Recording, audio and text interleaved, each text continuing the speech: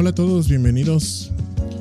Disculpen la tardanza, tuve que terminar unos asuntos pendientes de carrerita, pero si ya estamos listos, vamos a comenzar.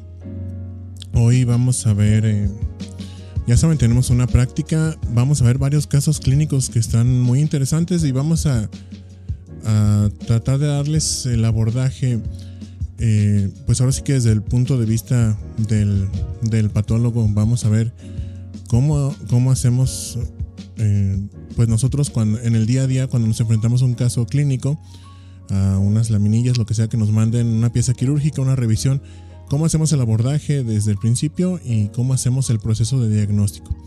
Entonces, vamos a iniciar. Bien. Vamos entonces a ver sobre estos 4 temas, sobre neoplasias, linfomas, hígado y tracto digestivo. Entonces, empezando con el primer caso, sobre el tema de neoplasias, los datos clínicos que nos dan, vamos a manejar esto ahora sí que desde el punto de vista, desde cómo nos llega normalmente el trabajo. A veces las hojas de envío para las piezas vienen muy completas, a veces vienen un poquito escuetas, entonces vamos a poner únicamente los datos que se recibieron al momento de recibir la pieza.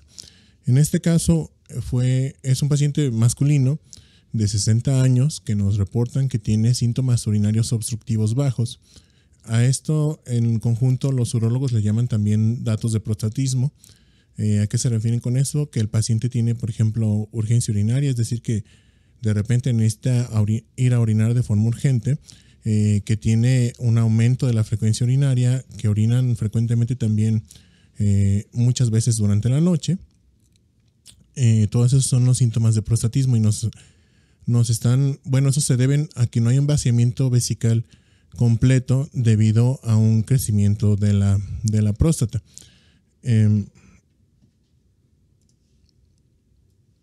Bien.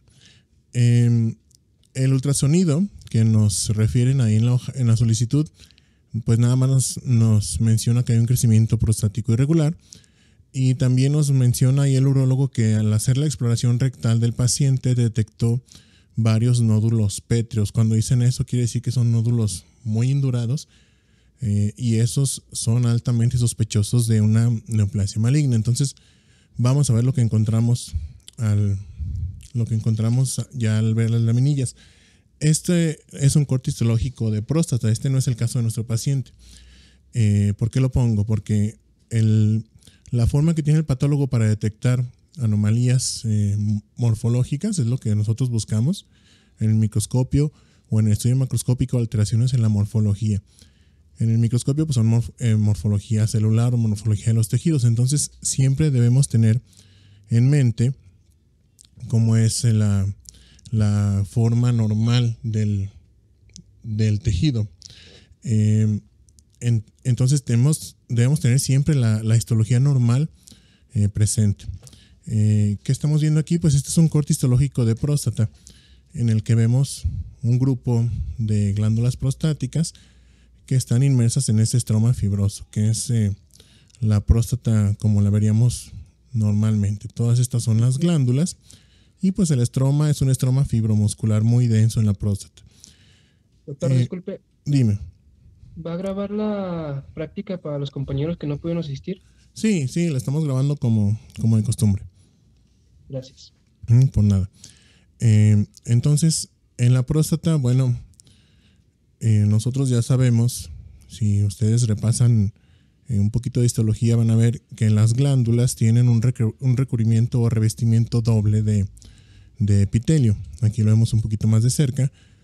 El epitelio luminal, que es esta primera fila de núcleos, que son núcleos de estas células cilíndricas que tienen un citoplasma alargado y clarito, que son las células secretoras, y una segunda fila de células, que es esta segunda fila de núcleos, que están un poquito más aplastados o más aplanados, que son las llamadas células basales o células de reserva. Entonces, cualquier glándula de la próstata que veamos, sin importar que tenga una morfología como estas que se ven de repente muy grandes, plegadas, o que se vea muy pequeñita, pero que tenga sus dos capas de epitelio, sigue siendo una glándula benigna. Cuando veamos el capítulo de cáncer de próstata, vamos a ver que estas características del epitelio normal se pierden ya en el cáncer. Entonces, ahora sí, nuestro paciente, esto es lo que vemos en una vista más o menos panorámica. Vemos que no se parece para nada al tejido normal, ¿sí? No vemos, de hecho, casi presencia de glándulas. Únicamente vemos un estroma fibromuscular y vemos ahí muchas células dispersas como infiltrando el estroma. Todas estas filitas que vemos de color más morado son grupos de células y eso inmediatamente llama la atención. Entonces, ¿qué hay que hacer? Bueno, siempre buscar el órgano residual, ¿verdad? ¿Qué tal que lo que nos mandaron los urólogos no es próstata? ¿Qué tal que es otro órgano? Entonces, siempre debemos buscar el órgano residual. Y aquí lo estamos viendo un grupo de glándulas que son glándulas prostáticas. Si nos acercamos, vemos que tienen ese doble epitelio, el epitelio secretor y las células basales. Y estas glándulas están rodeadas por una lesión de aspecto neoplásico, porque parece que, se ve que está proliferando aquí tejido, que están proliferando células. Hay muchas células rodeando esas glándulas normales. Ya de cerca vemos que estas células tienen un aspecto epitelial, tienen un núcleo redondo con un núcleo prominente y un citoplasma moderado a abundante en ocasiones. Estas células, aquí las vemos más de cerca, tienen una nucleomegalia muy marcada comparándolas con las células normales del epitelio prostático, y además vemos que en algunas zonas están intentando formar glándulas. ¿Sí? Aquí vamos a marcar algunas cuantas. Esta, por ejemplo, es una glándula que están formando las células tumorales. Aquí a un lado vemos otra, de este lado vemos otra, y así hay muchas en todo este campo. Entonces, es una neoplasia formadora de glándulas de un aspecto, con células de aspecto epitelial que tienen un nucleolo muy prominente, nucleomegalia, anisonucleosis. Vemos también incluso actividad mitótica y tiene un patrón infiltrativo. Vemos como, si nos regresamos unas imágenes, están metiéndose esas células entre el estroma.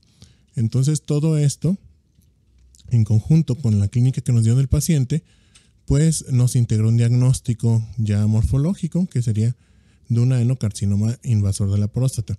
No vamos a ahondar más en el diagnóstico porque aquí está incompleto. Falta agregarle unas cositas más para especificar bien qué tipo de carcinoma, pero lo vamos a dejar ahorita pendiente. Vamos a regresar a este mismo caso cuando veamos el tema de patología prostática para complementarlo ahora sí con lo que le falta. Tenemos que poner siempre en los diagnósticos de cáncer de próstata qué tipo de tumor es, el grado de diferenciación que tiene, pero aquí no lo ponemos como bien, moderado o pobremente diferenciado. Aquí le damos un valor numérico en una escala que es la escala de Gleason o en la de grupos pronóstico de la ESUP y de la OMS. Entonces, eso lo vamos a dejar pendiente, pero hasta ahorita, bueno, vemos que la histología normal de la próstata en este paciente está completamente alterada. Vemos algunas glándulas residuales. Lo demás es una lesión de aspecto neoplásico que tiene células con mucha atipia citológica que están formando glándulas. Aquí este grupo de células que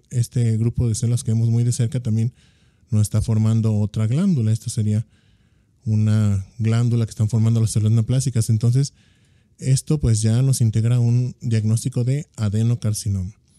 ¿De acuerdo? ¿Dudas sobre este caso? Es un caso muy sencillo nada más para ver o empezar a hacer abordaje y distinción entre neoplasias benignas y malignas. ¿Alguna duda? No. Muy bien. Pasamos entonces al siguiente caso, también sobre el tema de neoplasias. Entonces, la finalidad aquí es definir si nos enfrentamos a una neoplasia benigna o a una neoplasia maligna. En este caso, se recibe una muestra de tejido de una paciente de 22 años. Nos remitió un nódulo mamario y pues nos dice el clínico que es un nódulo que está en el cuadrante superior externo de la mama derecha. Nos da algunos datos ahí importantes, que tiene 2 centímetros de diámetro, o sea, es un nódulo pequeño. los bordes son redondeados, o sea, al palparlo se palpan los bordes lisos o redondeados, como si fuera una bolita, una lesión ovoide. Es móvil y tiene un crecimiento lento. Con estos datos clínicos, ¿ustedes sospecharían de que fuera una neoplasia benigna o maligna? Benigna. Benigna. A ver, alguien de los que dicen benigna, ¿por qué benigna? ¿Alguno de los que dijeron benigna? Por el crecimiento lento. Uh-huh. ¿Algo más? Que son móviles. Por los bordes redondeados. Bien, los bordes redondeados y que es móvil. Y por ahí algunos dijeron que maligna. ¿Por qué les haría sospechar que es maligna? Ya no, ya cambiaron de opinión. Bueno, está bien. Únicamente es para tratar de despejar dudas. Entonces, vamos a ver. De entrada, con esta clínica sospecharíamos de algo benigno, porque recuerden, las neoplasias benignas, dijimos, tienen crecimiento lento, tienen bordes redondeados y son móviles, casi siempre son móviles. Entonces, ya en los cortes histológicos, aquí vemos que es una neoplasia justamente nodular, así ovoide, es un nódulo que tiene los bordes redondeados. Aquí estamos viendo el borde externo de la neoplasia. Vemos que tiene un estroma fibroso denso en su interior y vemos que tiene algunos ductos ahí muy alargados, revestidos por epitelio, que desde aquí no alcanzamos a valorar.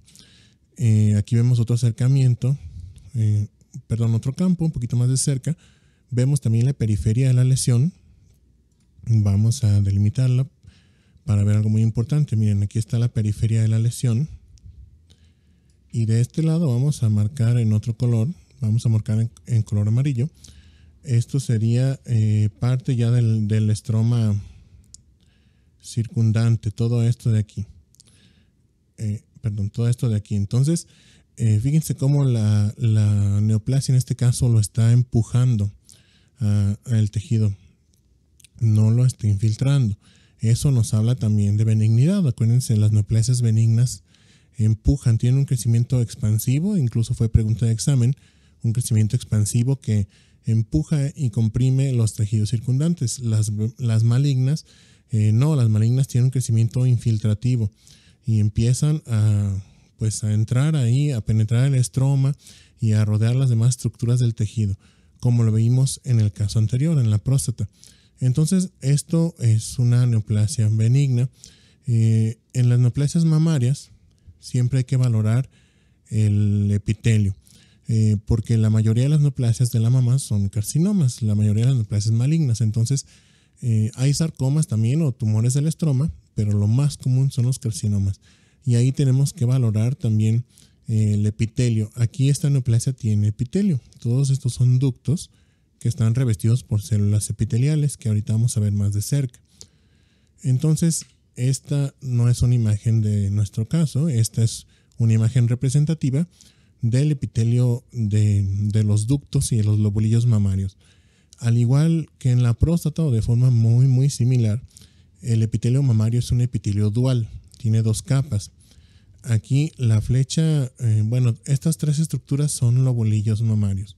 El epitelio de los lobulillos es igualito al de los ductos, al epitelio ductal. Entonces, la flecha esta larga nos está señalando la luz de ese lobulillo. Este es un lobulillo. La flecha curva, que vemos acá casi en la esquina inferior izquierda, nos está señalando la capa luminal de epitelio. Lo que vendría a ser como el análogo del epitelio secretor de la próstata. Este es el epitelio luminal de la mama. Son las células epiteliales que se encargan de secretar, pues en este caso, la leche materna. Y por debajo de ellas, las puntas de flecha nos están señalando unas células que tienen un núcleo entre redondo, oval, medio hipercromático, pero tienen un característico citoplasma aclarado, que en ocasiones les da un aspecto como el de esta célula que le estoy, vamos a marcarla, como esta célula que se ve aquí, que los libros de patología describen como una imagen en huevo estrellado. Todos han visto un huevo estrellado que tiene la yema en el centro y la clara de color blanco alrededor. Entonces, nos da una imagen muy similar. Esas son las células mioepiteliales. Entonces, al igual que en la próstata, que dijimos, la próstata debe tener su epitelio doble, su capa de células secretoras y células basales. En la mama también debemos ver siempre el doble epitelio para descartar que una lesión epitelial sea maligna. Entonces, si vemos siempre el epitelio secretor y las células mioepiteliales, sin importar que veamos a veces alteraciones muy exageradas de la morfología, va a seguir siendo una lesión benigna, y esto lo vamos a ver en la próxima semana, cuando veamos el capítulo de patología mamaria. Si vemos una lesión que aparentemente se vea con una morfología muy inocente, pero que ya no tiene las células mioepiteliales, entonces es un carcinoma de la mama. En este caso, en el caso de esta paciente, vemos ya aquí, este es un acercamiento de la lesión estudiada. Tenía ductos como estos alargados, pero tenía también algunos ductos pequeños bien formados, rodeados por un estroma más denso.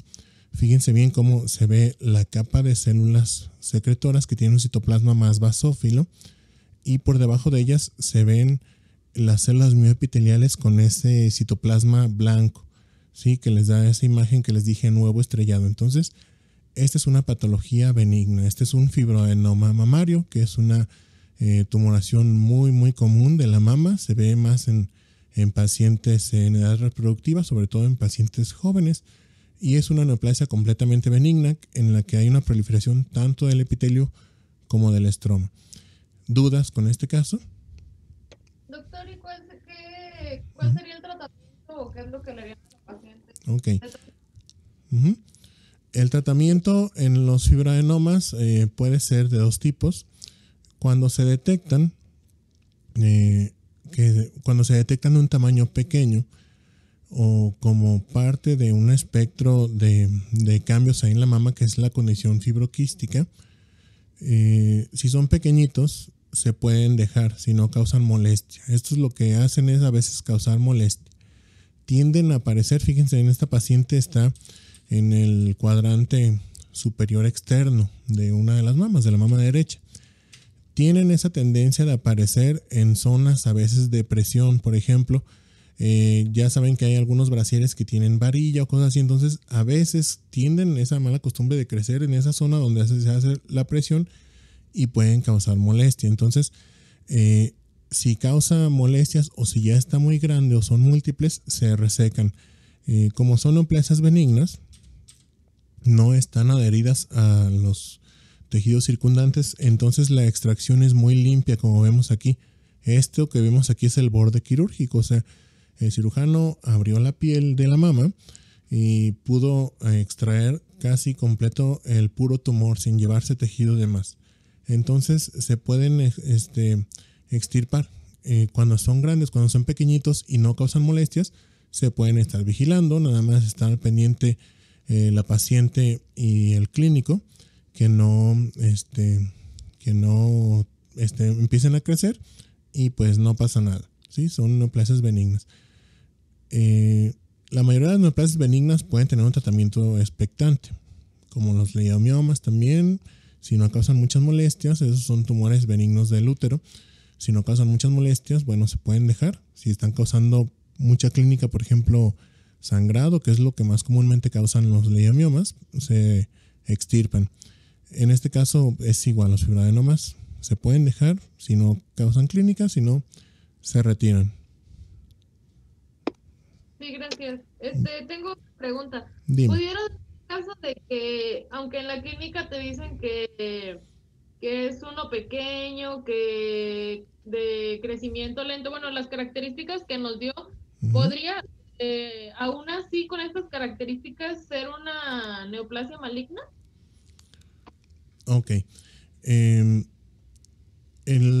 O sea, cuando tú ves la clínica como la que nos dio esta paciente, no vas a sospechar de entrada de una neoplasia maligna, porque acuérdense que nosotros los médicos nos guiamos por estadísticas, y la estadística nos dice que la mayoría de las lesiones que tienen así bordes redondeados son móviles, crecimiento lento, son benignas. Pero aquí en la medicina, como en muchos otros campos, todo puede pasar. Entonces, se han visto casos sumamente raros, o sea, son muy, muy raros y por lo tanto no debemos estar siempre sospechando. ¿Qué tal que este es uno de ellos? En los que la clínica de la paciente es de una neoplasia benigna, de un fibroadenoma, pero resulta que dentro del fibroadenoma empezó a crecer un carcinoma ductal. Por ejemplo, que en este fibroadenoma que vemos aquí, esta zona, por ejemplo, fuera de carcinoma, en este caso no lo es, pero así se han encontrado casos, son muy escasos, están reportados en la literatura, en algunas revistas ahí de patología, pero no es lo común. O sea, si tú detectas por clínica una tumoración de este tipo, tú vas a sospechar de una neoplasia benigna. Si por el contrario detectas las características opuestas, que sea fija, irregular, etcétera, vas a sospechar de algo maligno, pero siempre complementando con otros estudios, en este caso en la patología mamaria. Pero cuando tienes clínica de benignidad, no tienes por qué sospechar de que tal vez algo maligno puede pasar. Te digo, no estamos exentos de que suceden este tipo de casos, pero no es lo común. ¿De acuerdo? Sí, gracias. Muy bien, por nada. Bien, vamos, continuamos entonces. Un fibroadenoma mamario, lo vamos a ver en la próxima semana en patología mamaria. Vamos con el tercer caso, también el tema de neoplasias. Este es otro nódulo mamario, en este caso es de una paciente de 48 años. Nos dicen que es un nódulo que está en el cuadrante superior externo de la mama derecha también. En este caso el nódulo tiene 3 centímetros de diámetro, pero aquí ya nos refieren algunos datos importantes, que es un nódulo mal definido, que está fijo a planos profundos, o sea que está adherido al tejido circundante, y aparte la mamografía nos reporta presencia de microcalcificaciones asociadas a ese nódulo, o sea que en ese nódulo se detectan presencia de microcalcificaciones. No hemos hablado de las microcalcificaciones, pero con el resto de la clínica sospecharían de algo benigno o maligno. Maligno. Maligno. Muy bien. Maligno. Acá en el chat también están poniendo maligno. Así es, o sea, ya vemos que es lo opuesto al caso anterior. Sin importar la edad de la paciente, sin importar que aquí nos refieren calcificaciones, vemos que es un nódulo mal definido y está fijo a planos profundos. Entonces, eso ya nos hace sospechar de que pueda ser algo maligno. Tampoco vamos a tener certeza, obviamente. Si ustedes llegan a estar en el papel del clínico alguna vez, a que a lo mejor alguien se dedique a la ginecología o a clínica de mama, etcétera, si detecta algo así no le va a decir a la paciente inmediatamente es algo maligno, sino que hay sospecha de que es algo maligno y hay que juntar más estudios para corroborarlo. Por ejemplo, el ultrasonido, la mamografía y pues ya en última instancia el estudio de anatomía patológica. Entonces, vamos viendo con qué nos encontramos. Nuevamente hay que encontrar el órgano residual en el nódulo que se nos envió. Este es el tejido residual mamario. Vemos un grupo de ductos y de lobulillos que tienen una histología normal. Se pueden ver que tienen sus 2 capas de epitelio y están pues rodeados por un estroma fibroso denso. Aquí vemos el estroma ya un poquito más fibroso y más abundante que en una paciente más joven. Esta señora tiene 48 años, entonces corresponde con la edad. Lo que ya nos llama la atención es esto, que en algunas zonas de este nódulo vemos ductos, de los ductos principales, ya no vemos lobulillos y en lugar de eso encontramos que hay muchas células infiltrando el estroma. Desde aquí no podemos saber qué son. Sí, a bajo aumento podrían ser células inflamatorias, podrían ser células tumorales, no sabemos, hay que acercarnos. Entonces, acercándonos un poquito más, vemos que son células que están infiltrando el estroma. Nuevamente aquí vemos como estas fibras de color rosa, que son fibras de colágeno que forman el estroma mamario, están siendo separadas o divididas porque entre ellas se están metiendo estas células formando grupos pequeñitos en forma de filas como lo vemos aquí, estas filas de células están rodeando a las estructuras ductales que nos quedan, dándonos un patrón que le llamamos patrón en diana, como los blancos con los que se juega hacia los dardos. Y pues estas células ya más de cerca vemos que no son células inflamatorias, no son linfocitos, no son macrófagos, son células que tienen un aspecto epitelial, tienen un citoplasma de moderado a escaso y están infiltrando el estroma, llegando incluso al tejido adiposo. O sea, ya no son células, igual si no están formándonos ninguna estructura, si esto nos estuviera formando ductos, pero igual lo vemos que está metiéndose aquí en el estroma, lo interpretaremos como algo maligno. Entonces, esta es una neoplasia maligna de estirpe epitelial, que quiere decir que es un carcinoma, ¿sí?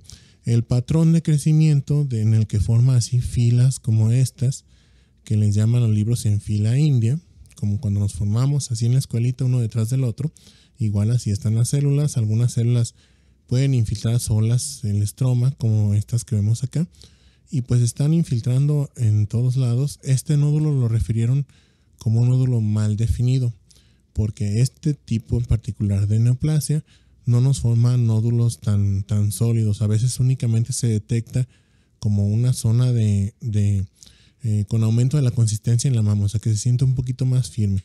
Este caso que estamos viendo es un carcinoma, ¿sí? Un carcinoma lobulillar invasor de la mama, que también no vamos a profundizar demasiado en el diagnóstico ni en la clasificación. Tengo también la inmunohistoquímica de este caso, pero la vamos a dejar para la clase de mama para que lo vean completo. Entonces, por la clínica y por los hallazgos histológicos podemos concluir pues que es un carcinoma.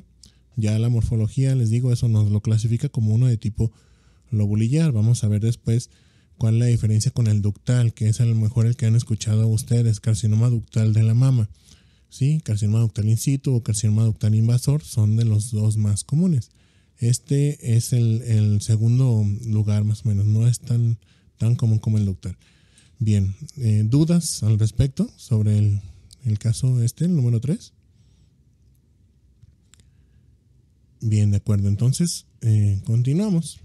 ¿Sí? Tenemos otro caso, ahora ya vamos a entrar al tema de linfomas. Está interesante este caso. Es un paciente masculino de 40 años. Nos refieren los médicos de onco que tiene múltiples adenopatías en el cuello y en las ingles, que reportan que crecieron estas en un periodo de 2 a 3 meses aproximadamente. Esto ya lo interpretamos como un crecimiento rápido. Y además nos refieren que el paciente presentó o ha presentado en este tiempo síntomas B. Si no recuerdan, los síntomas B eran estos que vemos aquí. El paciente perdió 12 kilos en 2 meses, ha tenido fiebre y tiene también sudoración nocturna. Estos síntomas B, les dije, no son exclusivos de los linfomas, pero se ven frecuentemente en ellos. Entonces, con esto, bueno, con la presencia de adenopatías múltiples y síntomas B, si no tenemos más datos clínicos que nos digan que el paciente a lo mejor es inmunosuprimido o alguna otra cosa, hay que sospechar de linfoma. Por la edad del paciente masculino, 40 años, y todos estos datos clínicos, hay que sospechar de una neoplasia maligna, de estirpe, sobre todo linfoide. Si nos dijeran que son ganglios un poquito más localizados, bueno, tenemos más diagnósticos diferenciales. Que nos dijeran, por ejemplo, son ganglios inguinales o ganglios pélvicos, bueno, puede ser un linfoma, pero puede ser también a lo mejor una metástasis de un carcinoma, o puede ser alguna cosa infecciosa más localizada. Pero aquí, por la clínica, hay que sospechar de algo maligno de entrada, pero de todos modos, para eso es el estudio histopatológico, para descartar o para hacer un diagnóstico ya preciso. Entonces, al departamento de patología se envió un ganglio linfático. En los cortes histológicos, lo primero que notamos a bajo aumento es que está perdida completamente la arquitectura normal del ganglio. Si recuerdan de la clase de linfomas, ahí vimos que el ganglio se divide en corteza y en médula, y que en la corteza están ahí todos los folículos linfoides. Esto no lo vemos aquí por ningún lado. Sí, esta es una porción del ganglio, pero todo el ganglio completo se veía igual que como vemos en este campo. Vemos que está muy hipercelular, pero no está formándose ningún patrón específico. Están formando las células un patrón difuso. Si no recuerdan cuál era ese, acuérdense de la imagen esa de las canicas que están todas dispersas. Ahí les puse en la clase de linfomas. Ese es un patrón difuso. O sea que las células están dispersas sin formarnos ningún tipo de estructura. Entonces, ya al acercarnos, vemos que muchas de estas células son células inflamatorias, pero con un aspecto normal. No las vemos atipia citológica. Por ejemplo, estas de aquí son células plasmáticas. Vamos a marcarla en color azul. Esta es una célula plasmática y como esta encontramos muchas. Vemos también otro tipo de células. Vamos a marcarlas en otro color. Este de aquí, por ejemplo, es un macrófago. Todo este de aquí, más o menos, citoplasma llega como hasta aquí. Está mal definido, pero es un macrófago. Entonces vemos macrófagos, vemos células plasmáticas, vemos linfocitos también, como este que le estoy señalando con el puntero. Entonces hay muchas células inflamatorias, pero no les vemos atipia citológica, que eso es lo pues algo básico para un cierto tipo de linfomas. ¿Quién se acuerda en cuáles linfomas veíamos muchas células pero de aspecto maligno? ¿En qué familia de linfomas en general? ¿En los Hodgkin o en los no Hodgkin?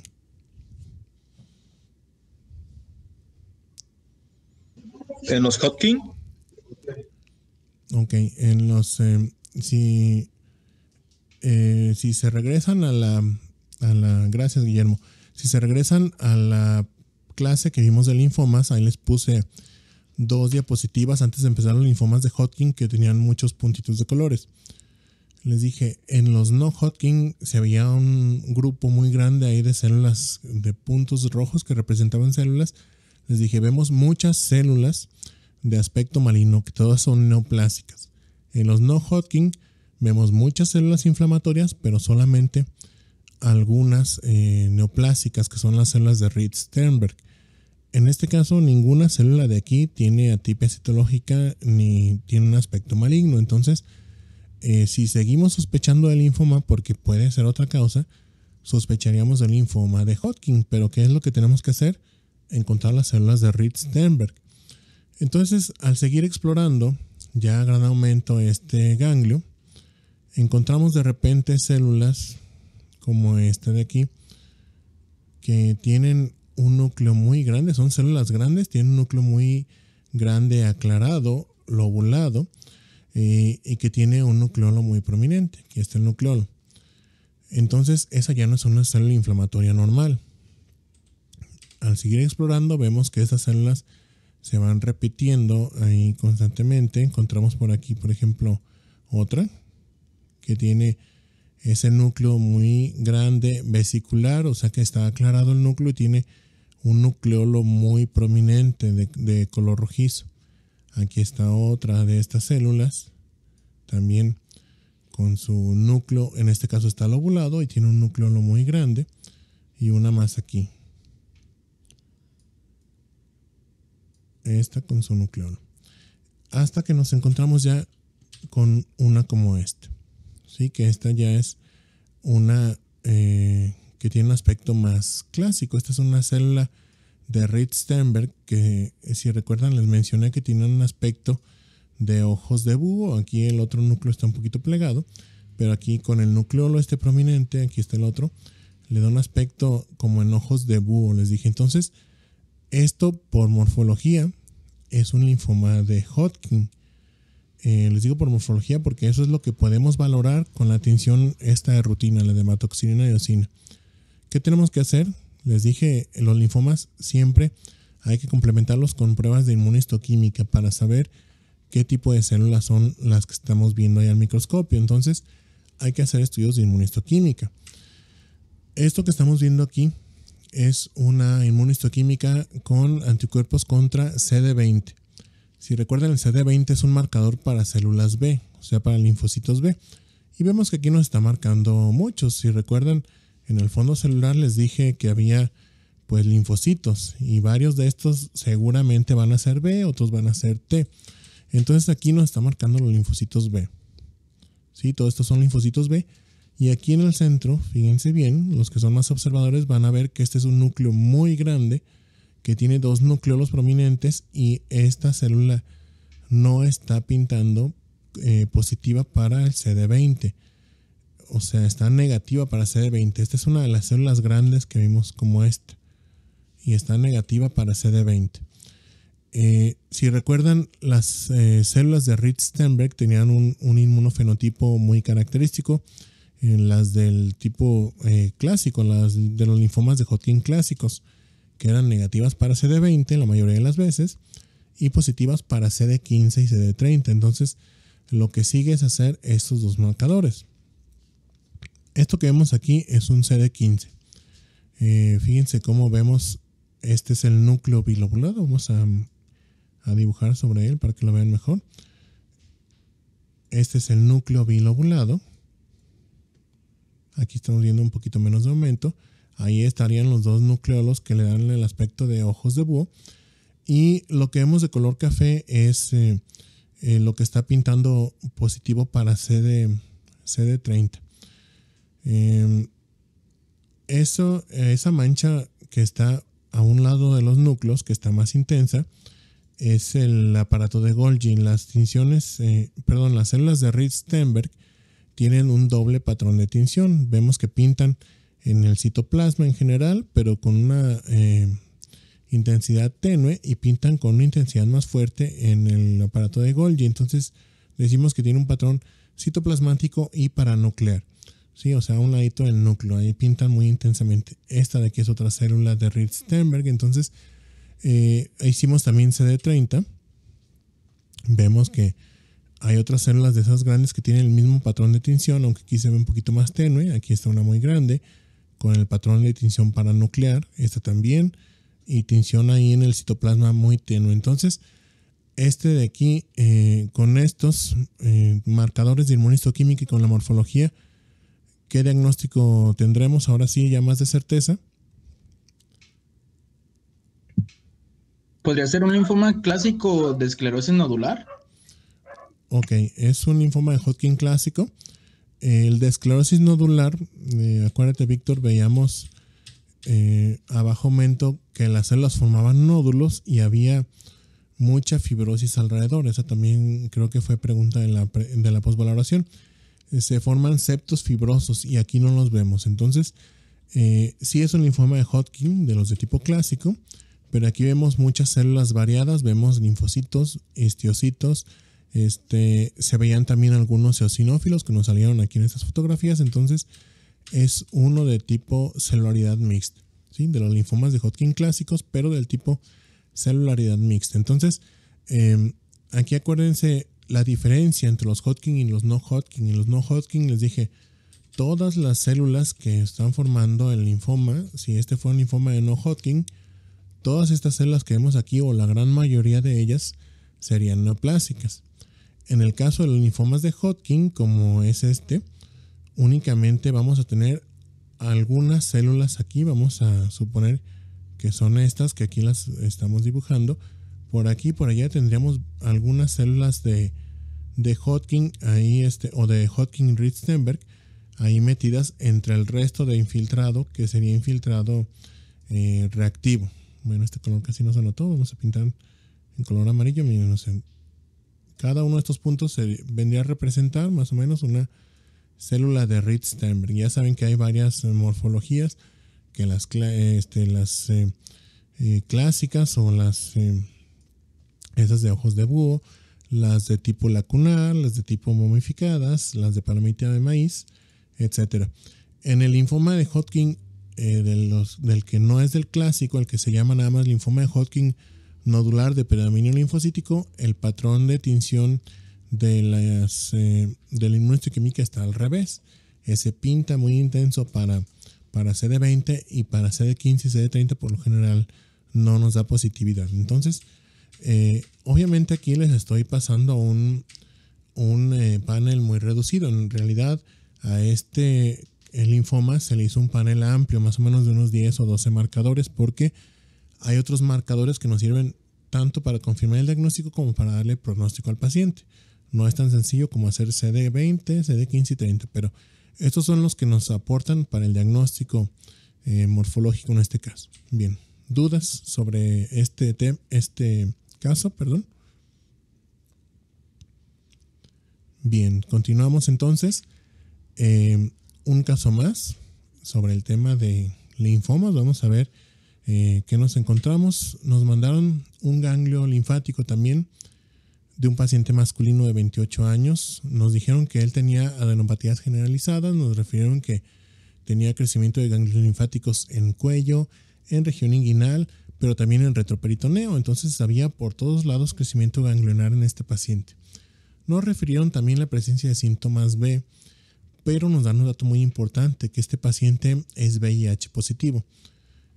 En los pacientes VIH positivos vamos a sospechar o vamos a buscar de forma intencionada cuando tenemos o ante la sospecha de un linfoma, un tipo en particular, que son los linfomas difusos de células B grandes.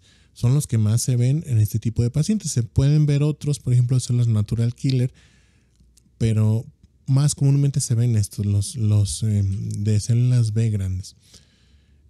Aquí tuvimos el inconveniente de entrada que, les dije se mandó un ganglio linfático. No se mandó un ganglio linfático, más bien se mandaron biopsias Trucut de un ganglio linfático. O sea, con una aguja gruesa se puncionó un ganglio y se obtuvieron cilindros de tejido. Aquí vemos una porción de uno de estos cilindros.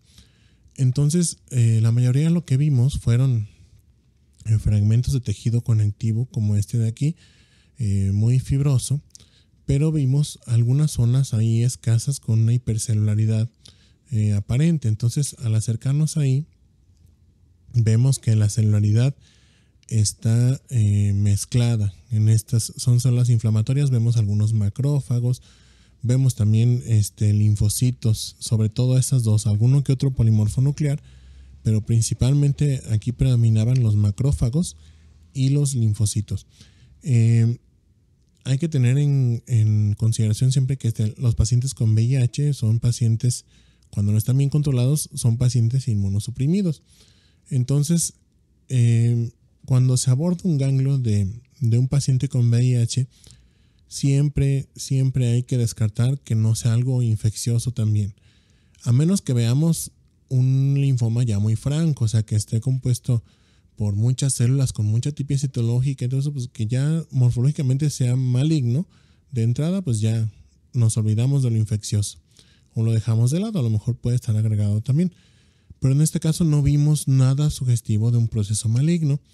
¿Qué hicimos? Buscamos causas infecciosas antes de someter a este paciente este tejido a estudios de inmunistoquímica y pues hacer que gaste el paciente porque los tiene que pagar él. Entonces le hicimos tinciones especiales para buscar microorganismos. Entre ellas le hicimos una tinción que se llama la tinción de Ziehl-Neelsen. No sé si alguien ya la ha escuchado y si sabe para qué nos sirve. La tinción de Ziehl-Neelsen o tinción de Barr también le dicen. ¿Alguien ya la conoce? A lo mejor pues la revisamos un poquito en microbiología. Así Creo es. que era para las bacterias alcohol resistentes. Así es. Ajá. Sí, Marta, perdón. No, profe. Ok. Así es, como nos dice Víctor, Barr son los bacilos ácido alcohol resistentes. Entonces es una tinción para buscar estos bacilos que quién sabe con qué otro nombrecito los llamamos, a los bacilos ácido alcohol resistentes. Les decimos micobacterias, ¿sí? Micobacterias o bacilos ácido alcohol resistentes. ¿Qué enfermedad les suena que sea causada por este tipo de microorganismos? Que ya haya escuchado a alguien. Una muy muy común, así es, ya nos puso aquí Luis Arturo, la tuberculosis. Así es, tuberculosis. La lepra también, pero más común de diseminación, sobre todo aquí en México, la tuberculosis. Entonces, Cuando vemos un crecimiento ganglionar generalizado, también podemos sospechar de tuberculosis, sobre todo si no encontramos datos francos de malignidad. ¿Qué hicimos? Hicimos una tinción de Barr o de Sim-Nielsen en este paciente y encontramos ahí dentro de los macrófagos, miren, muchos de estos bacilitos que son positivos para esta tinción, que fueron, pues son micobacterias en este caso.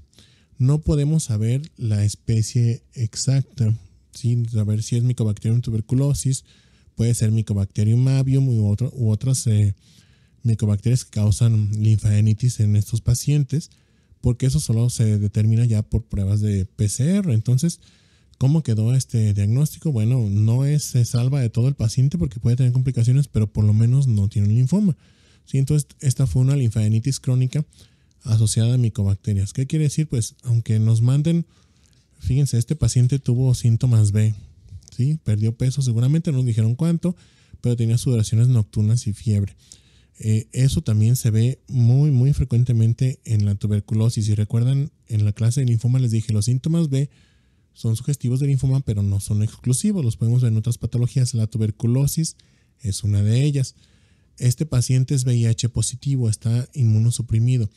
El SIDA, que ya es cuando ya está avanzada la infección por VIH, causa depresión de un grupo de linfocitos. ¿Quién ya lo ha leído?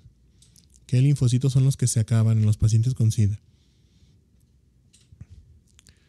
Los CD4. Así es, los CD4, que si recuerdan son los linfocitos helper, ¿verdad? Los que se encargan de mandar señales a otros células inflamatorias para coordinar o ayudar a coordinar la respuesta inmune e inflamatoria. En la tuberculosis se forman frecuentemente granulomas caseificantes. Si recuerdan, los granulomas tienen estos dos componentes que veíamos, tienen macrófagos y linfocitos, pero los macrófagos ahí tienen una morfología diferente, les llamamos células epitelioides. Eso era pregunta del primer examen. Componentes de un granuloma eran células epitelioides y linfocitos.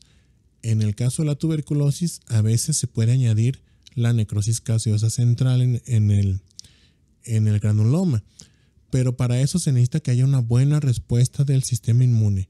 La mayoría de los linfocitos que están alrededor del granuloma, estimulando la transformación epitelioide de los macrófagos, son linfocitos T, justamente T helper. Entonces, en un paciente con SIDA o que ya tiene VIH desde hace mucho tiempo, no supimos en este caso cuánto tenía el paciente, pero los hallazgos aquí nos hablan de que está probablemente mal controlado. Ya tiene un estado de inmunosupresión. Entonces, cuando se infectan por tuberculosis, estos pacientes no forman granulomas o los forman muy pequeñitos y no hacen frecuentemente necrosis gaseosa. Y con esto el bacilo se disemina de forma más rápida que en un paciente que es inmunocompetente. Entonces se ve eso, una tuberculosis diseminada, hay crecimiento ganglionar generalizado, puede haber invasión obviamente al pulmón, pero a otros órganos como los intestinos o el riñón, por ejemplo. Y pues en este caso, en este paciente, pues fue una linfadenitis asociada a micobacterias que después se comprobó por PCR que era justamente por tuberculosis. Bien, ¿dudas con este caso? Muy bien. Vamos a continuar con el caso número 6. Pasamos ahora al tema de patología del hígado y de la vía biliar. Entonces, nos mandaron aquí biopsias excisionales de un paciente masculino de 48 años que nos reportan que tenía múltiples masas hepáticas ahí dentro del hígado. No tenía antecedente de alcoholismo ni serologías positivas para virus de hepatitis B y C. ¿Por qué es importante esto? Bueno, ahorita vamos a regresar aquí a este detalle. En el hígado de este paciente encontramos que había varias zonas del parénquima. Todo esto de aquí es parénquima hepático. Estas células que vemos en el fondo son hepatocitos. Tienen algo de cambio graso. Vemos aquí que hay esteatosis también en algunas zonas. Y hay un proceso inflamatorio agregado. Estos dos focos, vamos a delimitarlos, son focos inflamatorios. Aquí. Esta es una triada portal que está ahí oscurecida su morfología, no se pueden ver bien ni los vasos ni el ducto biliar porque hay muchas células inflamatorias. Aquí vemos otro grupo de células inflamatorias dentro del parénquima hepático, ya afectando ahí a los hepatocitos. Entonces tiene un proceso de hepatitis, pero en este caso es agregado, es secundario. ¿Secundario a qué? Miren, aquí lo estamos viendo de cerca. Los hepatocitos tienen un aspecto reactivo, ¿sí? Los que están más cercanos a los focos de inflamación. Todas estas células pequeñitas son linfocitos. Hay algunas células plasmáticas también. Aquí está una. Entonces, vemos que hay un proceso inflamatorio del parénquima. Hay cambios reactivos del parénquima también. Pero, ¿por qué está este proceso inflamatorio? Bueno, es un proceso reactivo a lo que vemos aquí en esta imagen. Del lado izquierdo de esta imagen vemos una lesión tumoral. Vemos que hay proliferación aquí de tejido.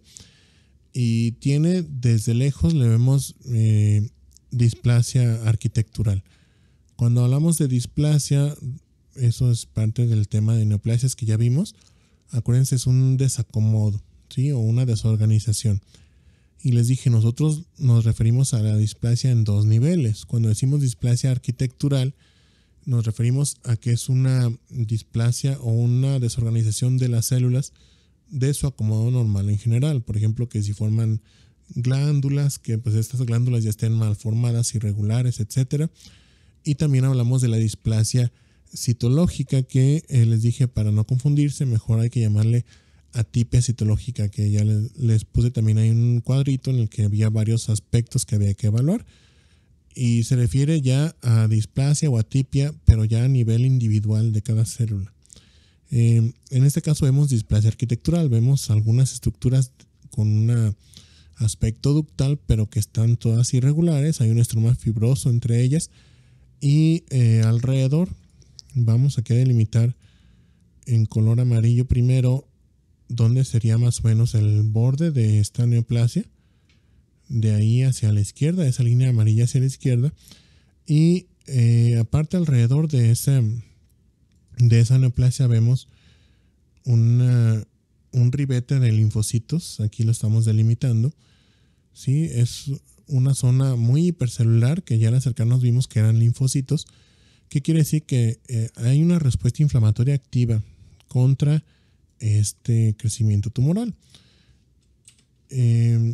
Ya al explorar más la neoplasia, vemos que está formando muchos ductos, estructuras ductales o con aspecto glandular, también les podemos llamar, y que hay un estroma fibroso muy denso ahí entre esas estructuras ductales, que le llamamos reacción desmoplásica. Ya a un gran aumento podemos ver que estas estructuras ductales o glandulares están compuestas por células de aspecto epitelial con citoplasma abundante, un núcleo de aspecto vesicular con nucleolo. Vemos también muchas mitosis como la que estoy señalándoles aquí. Entonces es una neoplasia maligna de estirpe epitelial. ¿Cómo le vamos a llamar? Pues carcinoma, ¿verdad? Entonces hay que determinar qué tipo de carcinoma. ¿Quién se acuerda cuáles eran los dos carcinomas más comunes del hígado? Son los únicos dos que vimos en el tema. ¿Era el hepatocelular y el colangiocarcinoma? Así es. Luis Arturo también nos puso aquí el hepatocelular y el otro es el que nos dijo también Víctor, el colangiocarcinoma. Son los dos. El más frecuente, si recuerdan, es el hepatocelular. En segundo lugar está el colangiocarcinoma intrahepático. Entonces,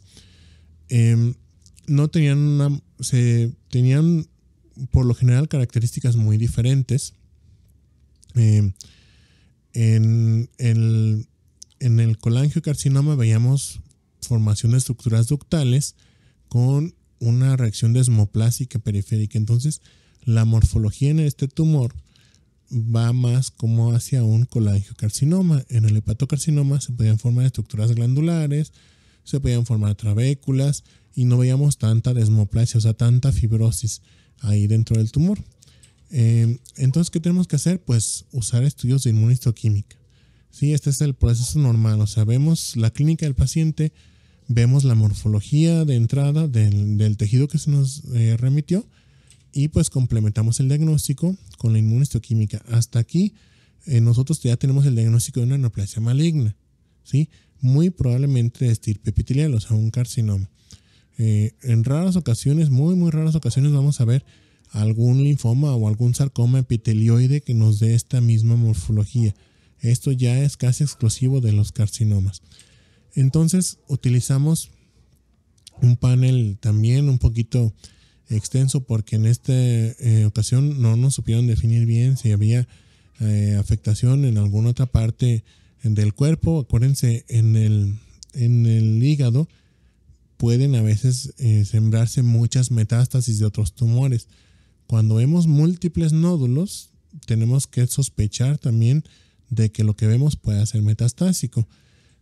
Un cáncer que nos da, por ejemplo, esta formación de glándulas es el cáncer de colon, ¿sí? Que vemos también en estas glándulas hay necrosis sucia muy parecida a la del colon. Hay detritos celulares y células inflamatorias dentro de la luz de estas estructuras ductales o glandulares. Entonces hay que tener en mente siempre la posibilidad de que esto sea algo metastásico. En este caso no lo fue. Hicimos un panel extenso, pero aquí les estoy mostrando las tinciones que ya nos dieron para el diagnóstico. Esta es una citoqueratina 7. En el hígado los hepatocitos son positivos para la citoqueratina, la llamada panqueratina, que es un cóctel que tiene muchos tipos de queratinas. Cuando hablamos de queratinas, son moléculas que forman el citoesqueleto de las células epiteliales. Entonces, prácticamente todas las células epiteliales tienen algún tipo de citoqueratina. Puede variar dependiendo del epitelio que estamos viendo. Por ejemplo, el de la piel tiene la citoqueratina 5/6, 5/6, es así como la utilizamos. En el caso de los hepatocitos, estos son positivos para la citoqueratina o el cóctel de citoqueratina 8/18 y la panqueratina.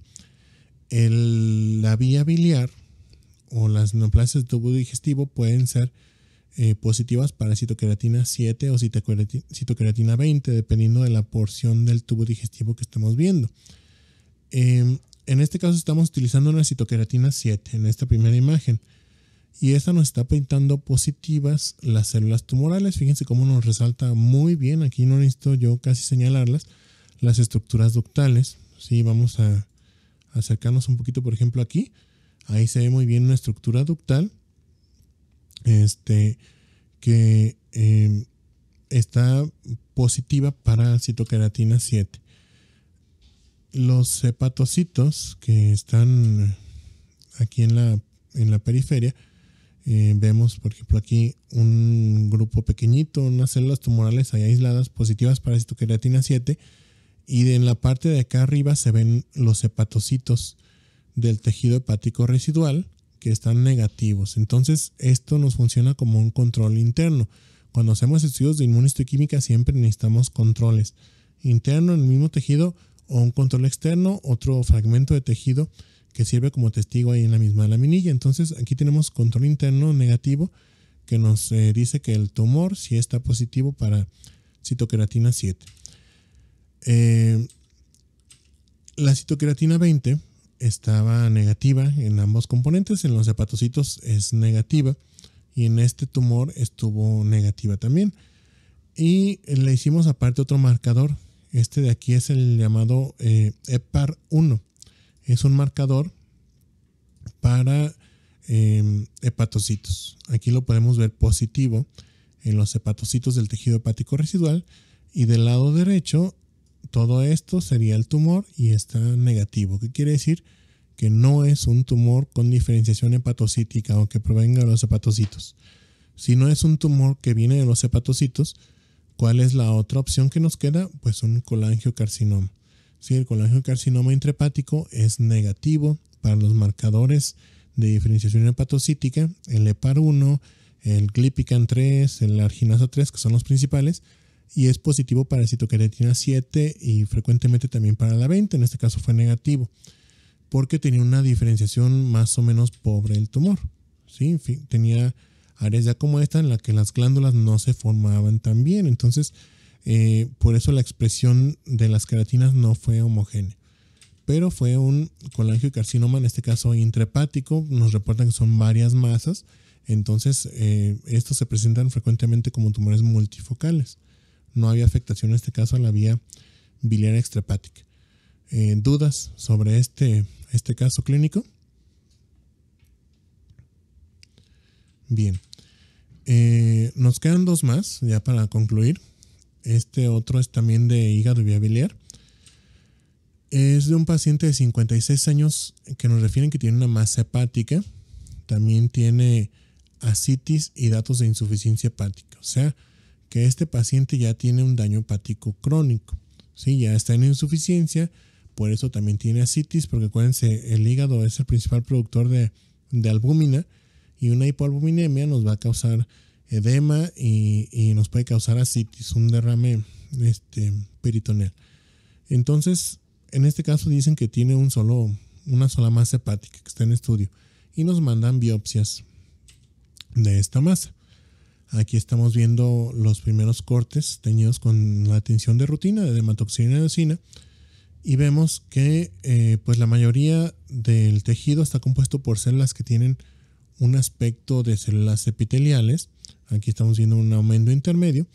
Vemos algunas zonas como esta que les voy a delimitar, en el que las células, ahorita nos vamos a acercar más, en el que las células tienen una morfología que nos recuerda mucho a los hepatocitos normales, que incluso podrían ser hepatocitos normales que están reactivos, esta zona de aquí.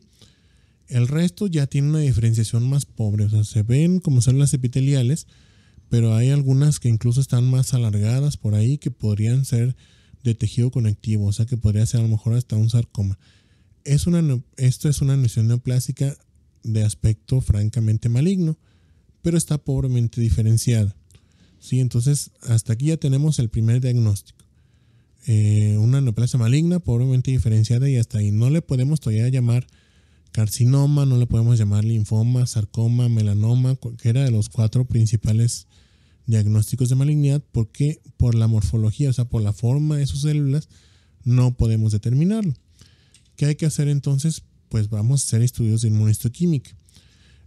Aquí vemos un acercamiento a la zona que les delimité, donde se ven estas células con una morfología muy muy parecida a los hepatocitos. Son células poliédricas de una forma más o menos cúbica, con un núcleo central redondo, e incluso muchas de ellas tienen esto que se ve aquí, estas pequeñas manchas de que vemos aquí como de color amarillento o café, que es pigmento biliar, o sea, tienen pigmento biliar en su citoplasma.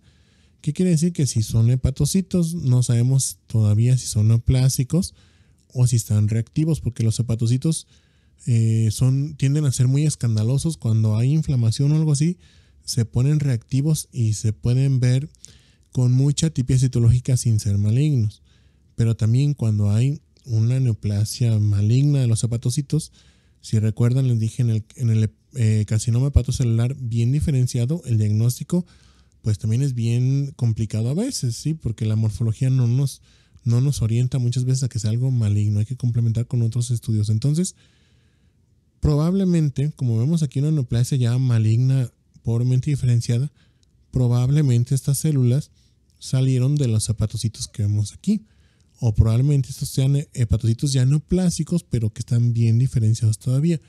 Entonces, ¿qué vamos a hacer? Pues pruebas de inmunistoquímica. Aquí vemos un acercamiento, miren, a los hepatocitos con ese pigmento biliar ahí en su citoplasma. Entonces, aquí vemos otro acercamiento, pero ya es en la neoplasia. Fíjense cómo es una neoplasia con una diferenciación muy pobre. Las células tienen mucha anisonucleosis, pleomorfismo. Vemos células con mitosis. Los núcleos son vesiculares, tienen un nucleolo prominente. Y pues, ¿qué hacemos? Usar tinciones de inmunistoquímica.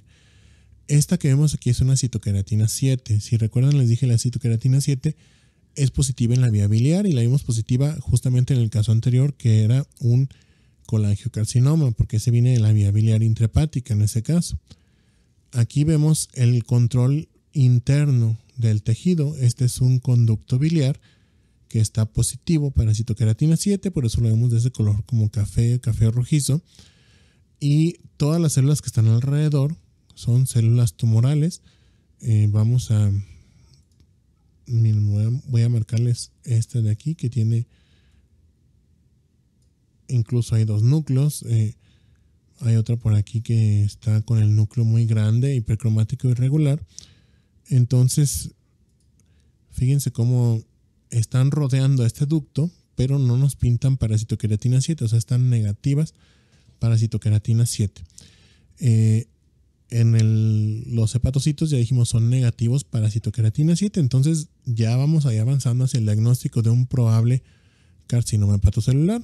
¿Qué hacemos? Con esto no tenemos suficiente, hacemos más pruebas. La siguiente, la citoqueratina 20, les dije, está frecuentemente positiva en la vía biliar. Tiene una positividad variable, en la vía biliar. En este caso no teníamos control interno, pero este es el control externo. Se montó un fragmento, en este caso es apéndice, ahí en la misma laminilla de la inmunistoquímica, y pues las células del epitelio de este apéndice, del epitelio de la mucosa, están positivas para citoqueratina 20.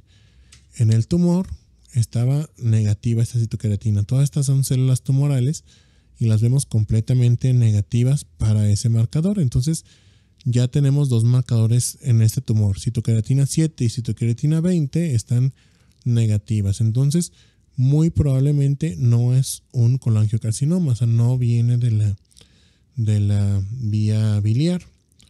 ¿Qué tenemos que hacer? Pues confirmar que sea un hepatocarcinoma o carcinoma hepatocelular.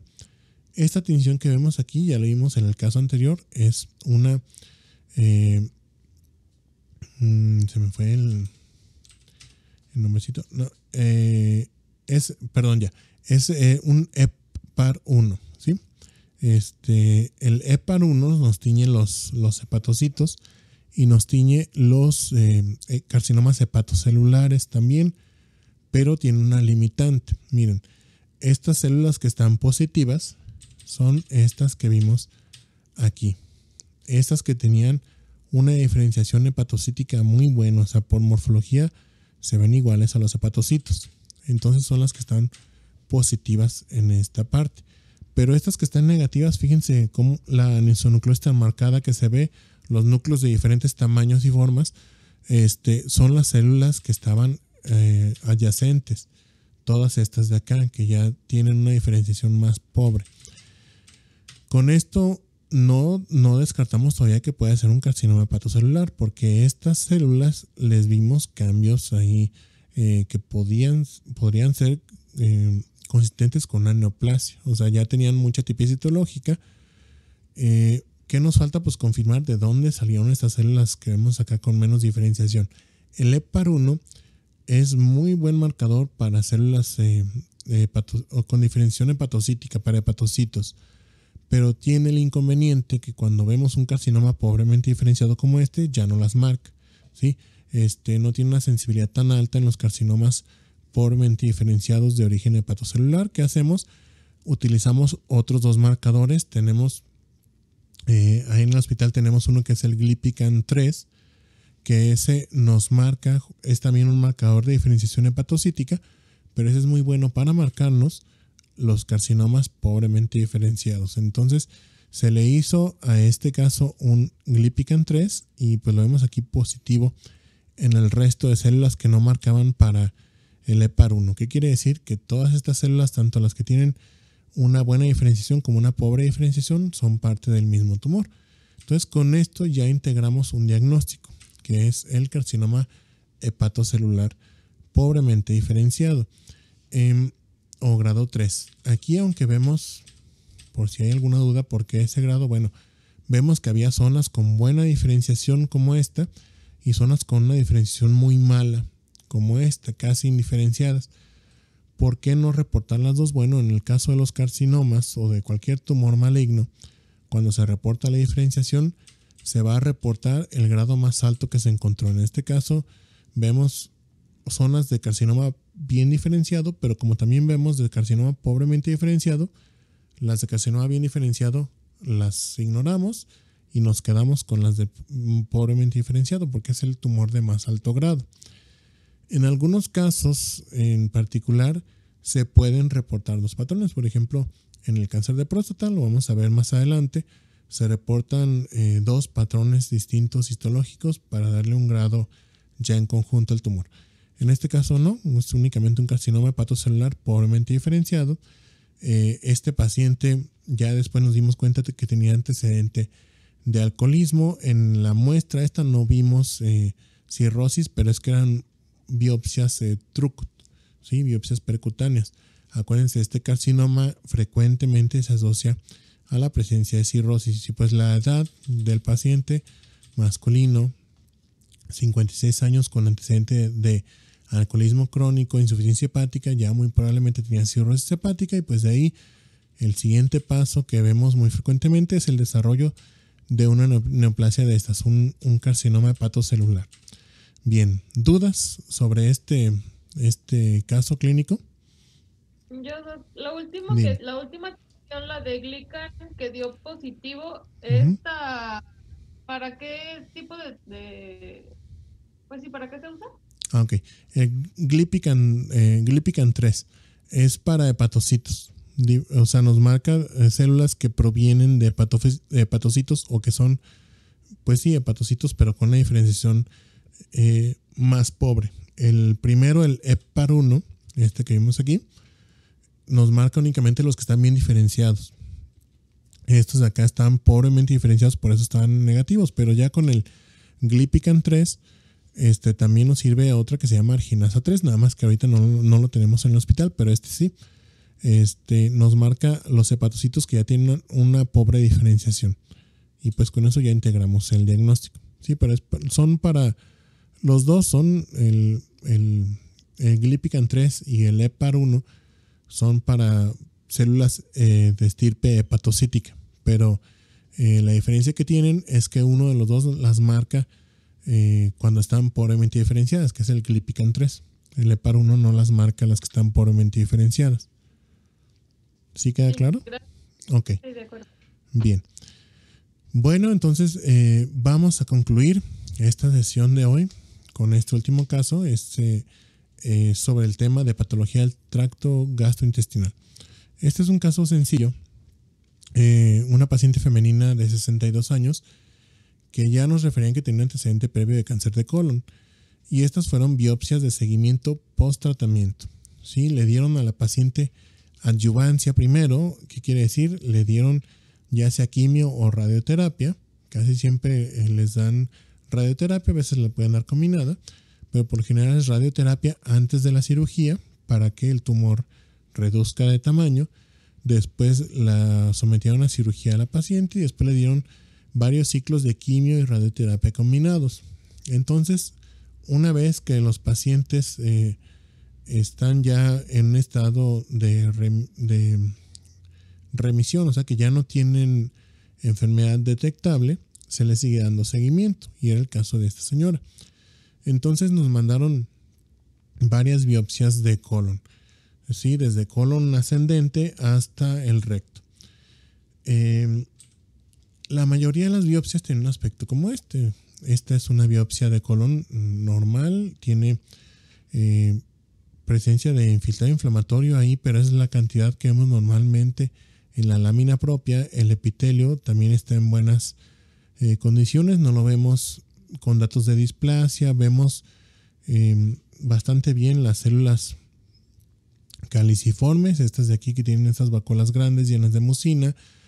No vemos que haya linfocitosis intraepitelial. En algunas zonas hay muy escasa, por ejemplo aquí hay un linfocito metiéndose dentro del epitelio de la mucosa, pero no vemos un proceso inflamatorio activo. Y por lo general, pues todas en esta muestra, toda la mucosa estaba con un aspecto, vamos a decirle, saludable, o sea, no tenía ninguna alteración histológica. Salvo en una de las muestras que fue en donde se hizo el sitio de anastomosis, donde se había operado a la señora y después se reconectó ahí el colon. Ahí ya encontramos zonas como esta. Sí, estas son glándulas que ya tienen una displasia. Sí, ya tienen displasia.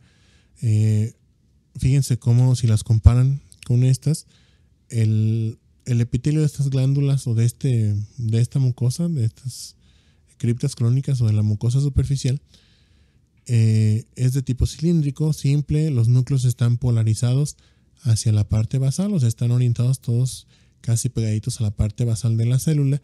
El citoplasma es clarito, ¿sí? Aquí lo vemos mejor. Es claro porque tiene mucha mucina en su interior. Aquí ya no lo vemos. Son núcleos que tienen anisonucleosis. Algunos están redondos, otros están más grandes, ovalados, con forma de cigarro o acigarrados. Les dicen como los puros, ¿sí? O los cigarros, esos los habanos, que también les llaman así. Tienen pérdida de la polaridad. Vemos algunos núcleos en la parte basal, pero otros llegan hasta la parte apical de la célula.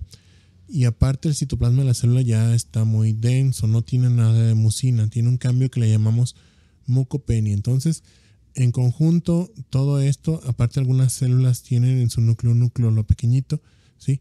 Todo esto ya nos hace una displasia. En el tubo digestivo y en otros tejidos también, las displasias las vamos a dar un grado, como displasia de bajo o de alto grado. Obviamente la displasia de alto grado tiene más riesgo de convertirse en un carcinoma. Entonces, en este caso, es una displasia de alto grado. La lesión que se vio en esta señora era un llamado adenoma túbulo velloso. ¿Sí? Un adenoma túbulo velloso es como un pólipo que ya tiene displasia ahí en su epitelio. Eso de túbulo y velloso, bueno, depende de cómo esté creciendo el epitelio. Aquí no está formando, por ejemplo, estas vellosidades. Pero si vemos que en vez de formar prolongaciones, las criptas se meten hacia el estroma, le llamamos tubular. Si vemos las dos formas, le llamamos túbulo velloso. Entonces, es un adenoma túbulo velloso con displasia de alto grado. O sea, eso ya no es bueno en una paciente con ya post-tratamiento de cáncer de colon, porque puede haber riesgo de recidiva. Entonces, al seguir explorando la biopsia, miren, aquí vemos más de cerca la displasia, como algunas, pues se nota aquí mejor la anisonucleosis, la variación en el tamaño y la forma de los núcleos de las células, la hipercromasia, ¿sí? Vemos también algunas mitosis como esta de aquí. Entonces, una displasia de alto grado. Pero al seguir explorando las biopsias, porque eran varios fragmentitos en esta zona, no nos mandan uno solo. Miren, aquí está un fragmento, de aquí es otro fragmento de otro pellizco que dio ahí la pinza en esa región. Vemos que está en la mucosa, esto sería la superficie de la luz, aquí sería la luz, y aquí metidos en la capa muscular vemos un grupo de glándulas, que eso ya no nos gusta. O sea, las glándulas no tienen por qué estar ahí. Si nos acercamos, bueno, vemos que las glándulas estas tienen atipia arquitectural, o sea, están irregulares, están en un sitio donde no deben estar. Vemos que hay reacción desmoplásica alrededor, o hay fibrosis intensa alrededor, y aparte tienen una desorganización entre ellas las glándulas. Por ejemplo, estas están encimándose una glándula sobre otra, fusionándose, dándonos un patrón que le llamamos patrón cribiforme. Ese lo vamos a ver más a detalle cuando hablemos de cáncer de próstata, porque ahí es muy representativo, lo vemos muy frecuentemente, pero es un patrón cribiforme. Cuando decimos cribiforme es con forma de criba. Una criba es una coladera.